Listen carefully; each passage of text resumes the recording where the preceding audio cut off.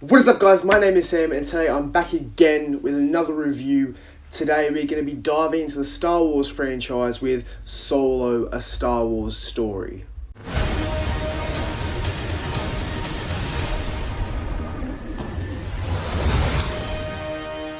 So guys, Solo is directed by Ron Howard and stars Alden Ehrenreich, I hope I've said that right, yeah, as Solo himself. So guys, basically Solo, a Star Wars story is just giving us a better look at Han Solo in a younger age. Now I was very worried going into this movie. I am a big Star Wars fan myself. I've loved all of them, some better than others, of course. Last Jedi. But yeah, I was pretty nervous when going into this. Now, I wasn't nervous because I thought the movie was a bad idea. It's always good to see other sides to characters and stories that we haven't necessarily heard before. I was nervous because there was so much drama around filming, changing of directors, people on set not being happy. There were a lot of rumors that, actors weren't able to act. They had to get in acting coaches, and that's like unheard of on films. So yeah, I was very worried going into this, but I was quite surprised coming out. So guys, a few things that I really enjoyed about Solo was that it was different. It gave us a very different take on the Star Wars universe.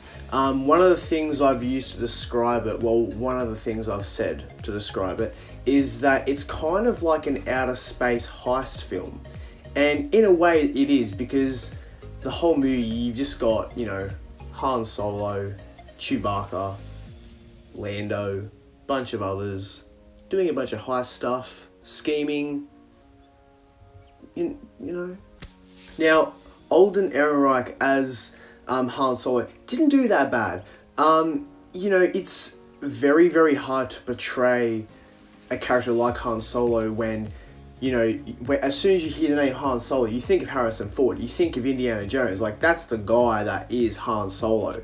There were moments in this where he would say certain things and you'd be like, yeah, that's Han Solo. But then he'd keep talking and you go, that's not Han Solo. But, other than that, he did do pretty well, considering, yeah, he was good. They could have found better. But, what can you do? It's been done now, so. Now, one thing that I did like in Solo, guys, was that it gave a level of depth to Han in terms of his feelings. We see him at a stage in his life where he does have a love interest. And you really see that tested in this film because certain things happen to them and, you see Han very upset and not really being able to know what to do. And it was, from a character where in Star Wars he's very grouchy and serious, keeps to himself, and he's just, all around annoyed all the time. It was very unique to see him in a different light. So that was definitely a good thing to take away from this movie. Now, while it was enjoyable, let's just go into the stuff that wasn't enjoyable. And this is a spoiler for those who haven't seen it. Maybe don't watch this next bit. Maybe just skip forward to the end where I tell you all to make a meme of me or whatever. But basically, things in this film felt too convenient. It felt like things were happening too easily and that they were just sort of forced. At the start of the film, Han is going through, I guess it's kind of like a checkpoint type thing where, like, how at the airport you've got to give like your name, blah blah blah. This person asks him his name. He says Han, and he's like, "Well, Han, what? Like, who are you with? Who do you belong to?" And he's like, "Oh, I'm not with anyone. I don't belong to anyone. I'm alone." And this guy just sort of looks at him, and he's like, "Han Solo?" And when that happened, I was a bit like, really? Like, that's how you got your name, through a checkout chick. I was like, come on, man. Like, you know, it was just... Because even when it was happening, I was like, oh, B's going to say, oh, Solo, because you're on your own. And yeah, it was just like very on the nose. And yeah, I didn't really care for it at all. It wasn't, you know, it wasn't tasteful. It just felt like they were doing it because he needed to get the name somehow, and they wanted to show that in this movie. So, hey, we'll tell this guy at a desk to say Solo, and that'll be it. But yeah. And in terms of more things being convenient, like, again, spoilers, the way he meets Chewbacca, he's basically in a war zone, and, you know, he gets into a bit of a kerfuffle, and these guys are like, throw him to the beast. So they throw him in this sort of underground cage, and, you know, you think that this big monster is going to come out and try to eat Han Solo. And basically, a homeless Chewbacca walks out, who's very angry and dirty, and all these other sorts of things. And, you know, it just so happens that Han can speak Wookiee, so he's able to sort of talk his way out of it and get them both out of a bit of a pickle. But, you know, even that, I was just like, this is too convenient. Like, I would want something a lot more meaningful for their characters in the way that they meet. Being it like, you know, maybe Chewie was to save Han one day from something, and that's how they became friends or whatever. Like, in a sense, Han did save Chewie from this circumstance, but it wasn't necessarily impactful. It was just kind of like, yeah, it's there, he saved him, let's move on. And then from there, they were sort of best friends. But yeah, it didn't sit well with me just because it was that convenient. Like, you know, it'd be like, how did... Gee, I don't know. I'm just gonna stop talking. I'm rambling on a lot. Yeah. Now, with a movie like Solo, I feel like you would want it to add a lot to the character of Han Solo. And this is another thing that I didn't like, because it didn't necessarily add much to him. It added to him in terms of, you know, we see that he's got an emotional side, that he's got feelings, but everyone does. Like, you know that's going to happen eventually in this character's story. So with a movie like Solo, I expected something, you know, very, you know, that would leave you very amazed or shocked. Something that you didn't know would happen to this character, or a trait that maybe you didn't know this character had.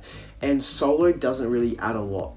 All you get throughout this movie is Han and Chewie with a few other people, you know, scheming, planning things, stealing things, talking their way out of, you know, kerfuffles and fights and all that sort of stuff.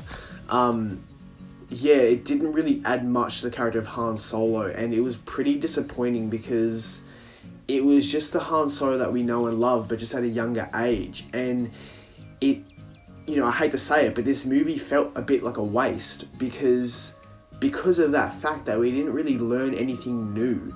The only thing we learned about him that was new is that he had this love interest. That's pretty much it.